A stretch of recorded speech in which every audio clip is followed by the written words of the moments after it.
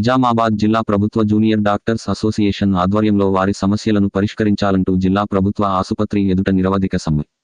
Telangana junior డాక్టర్లు రాష్ట్రవ్యాప్త సమ్మెలో భాగంగా నిజామాబాద్ ప్రభుత్వ ఆసుపత్రి ముందు జూనియర్ డాక్టర్లు సమ్మెలో పాల్గొన్నారు. వారు డ్యూటీలో నువ్వు బంద్ చేసి ఓపీ సేవలు నిలిపివేసి తమ డిమాండ్ల పరిష్కారం కొరకు ధర్నా చేస్తున్నామని తెలిపారు. తమ సమస్యలు పరిష్కరించేంత వరకు సమ్మె కొనసాగుతుందని తెలిపారు.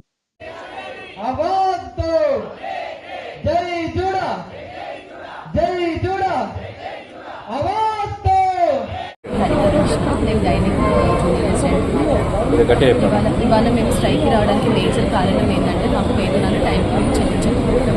మామూలుగా మనకు నార్మల్గా ఏ గవర్నమెంట్ ఇన్స్టిట్యూట్ కన్నా నెల స్టార్ట్ అయ్యేసరికి వాళ్ళకి జీతాలు టైంకి పడతాయి, కానీ మాకు 3-4 నెలలు కూడా పడవాలి. ఇప్పుడు మేము చాలా అడుగుకోవాలి, మేము స్ట్రైక్ నోటీస్ ఇవ్వాలి, అప్పుడు కానీ మాకు జీతాలు పడవు. సో మాకు ఇలాంటి కర్మ దేనికి మేము ఎంతో అప్పుడప్పుడు డ్యూటీకి వచ్చినామంటే 2 రోజులు ఇక్కడే ఉంటాము డ్యూటీ కోసం.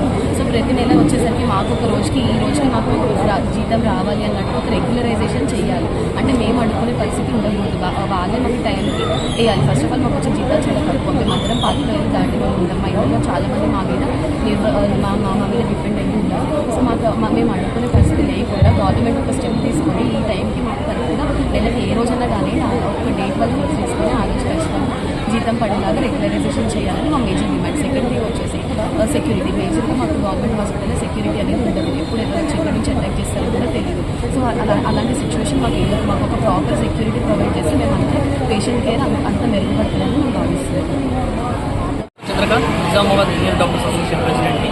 ఈరోజు మేము గవర్నమెంట్ హాస్పిటల్ నిజామాబాద్లో మరియు రాష్ట్ర వ్యాప్తంగా ఉన్న ప్రతి ప్రభుత్వ ఆసుపత్రిలో నిరవధిక సమ్మెకు పిలుపునివ్వడం జరిగింది. అత్యవసర సేవలు మినహాయించి మిగతా ఓపీ సర్వీసులు, వార్డ్ సర్వీసెస్ అన్నింటినీ నిలిపివేయడం జరిగింది.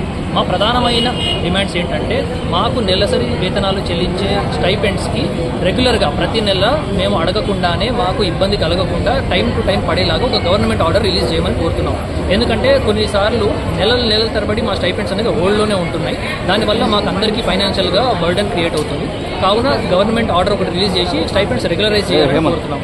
దాంతోపాటు హాస్పిటల్స్లో వర్క్ చేస్తున్న డాక్టర్స్కి సెక్యూరిటీ అనేది ప్రొవైడ్ చేయాలి.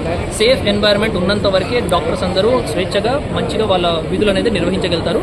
దానివల్ల పేషెంట్స్కి కూడా మెరుగైన వైద్యం అందుతుంది. దాంతోపాటు హాస్టల్ ఫెసిలిటీస్, జూనియర్ డాక్టర్స్ అందరూ పనులు చేసుకున్న తర్వాత కొద్దిసేపు వెళ్ళి రెస్ట్ తీసుకోవడానికి ఉండే హాస్టల్ ఫెసిలిటీస్ అనేవి సరిగ్గా లేవు. కావున వాటిని కూడా మెరుగుపరచాలి. దాంతోపాటు మెడికల్ కాలేజెస్లో అండ్ హాస్పిటల్స్లో మెరుగైన సేవలు అందించాలి అంటే మౌలిక సదుపాయాలని కూడా మెరుగుపరచాలి. సో ఇవి మా ప్రధానమైన డిమాండ్లు. ఇవి నెరవేరిస్తే మేము మా సమ్మెని విరమించుకుంటాం. లేదు అంటే మేము ఎమర్జెన్సీ సర్వీసెస్ని కూడా నిలిపివేయాల్సి వస్తుంది. ప్రభుత్వం దీని మీద దృష్టి సారించి కొంచెం మాకు మా డిమాండ్స్ ఫుల్ఫిల్ చేయాలని కోరుతున్నాం.